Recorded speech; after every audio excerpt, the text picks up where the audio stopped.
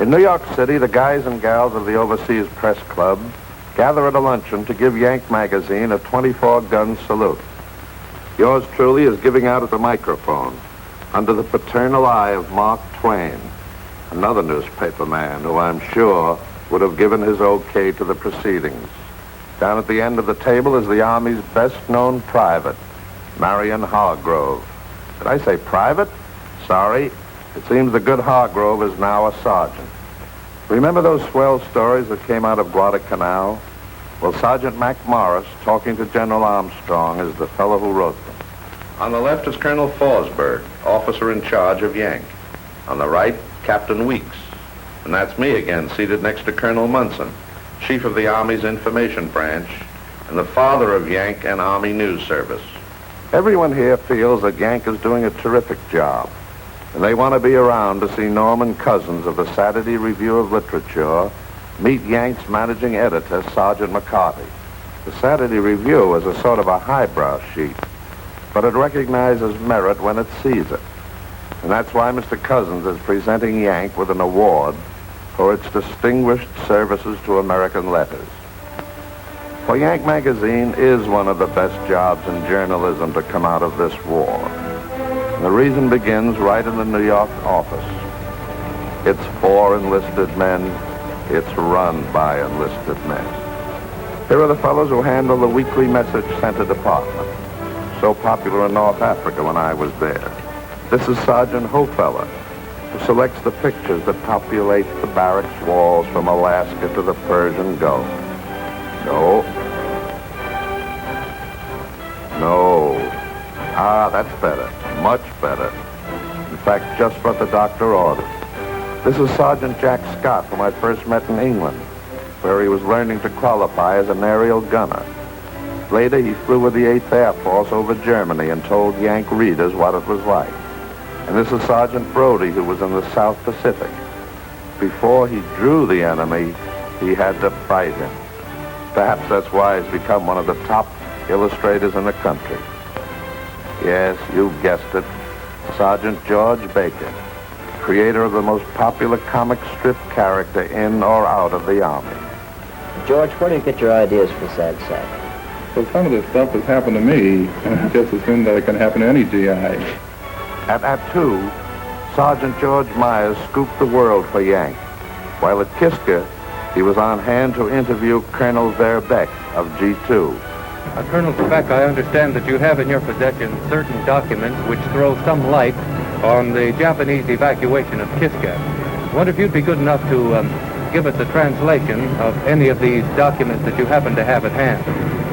Well, we have the general evacuation order, and we have certain other fragments which throw light on the evacuation, and after all the documents have been found, I believe we'll have the entire story.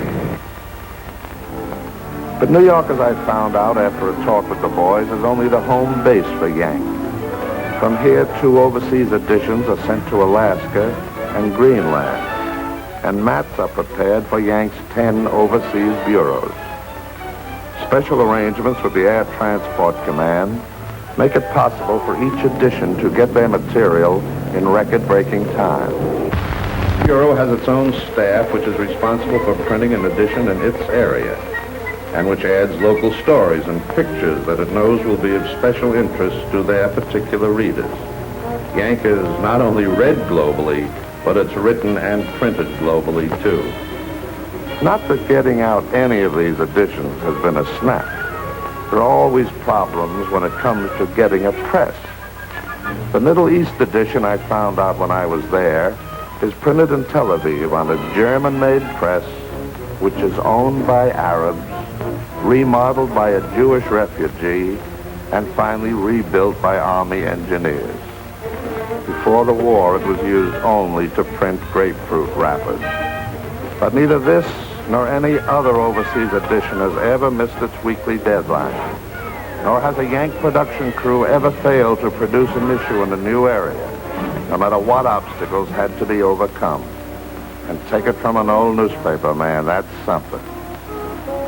But it isn't all, nor is it the reason for Yank's huge circulation.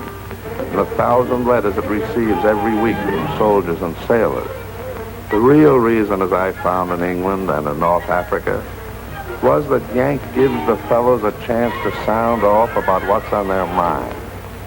The world over, the Yank soldier feels that Yank magazine is one of the strongest links between him and the rest of the Army. But Yank magazine can only do a part of the job of letting the GIs throughout the world know what's cooking. The other part must be done by the Army News Service, the largest news agency ever operated.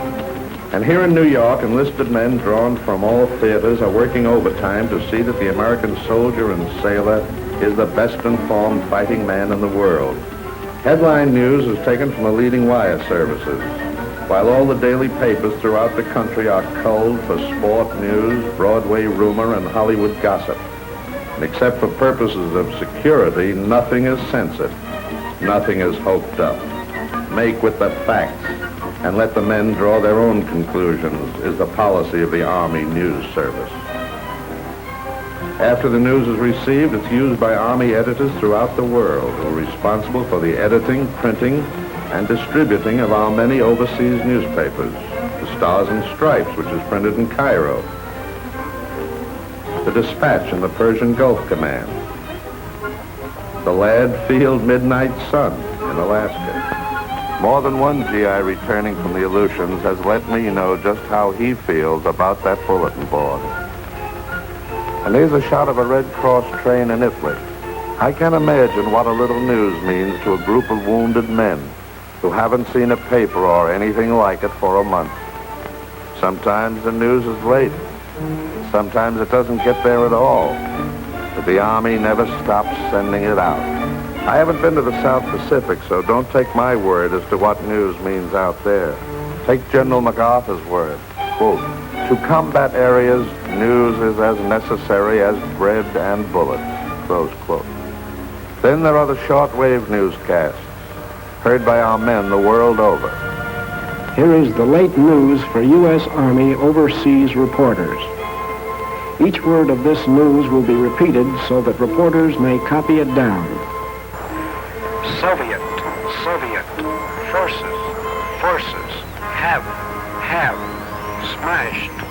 smashed, over, old,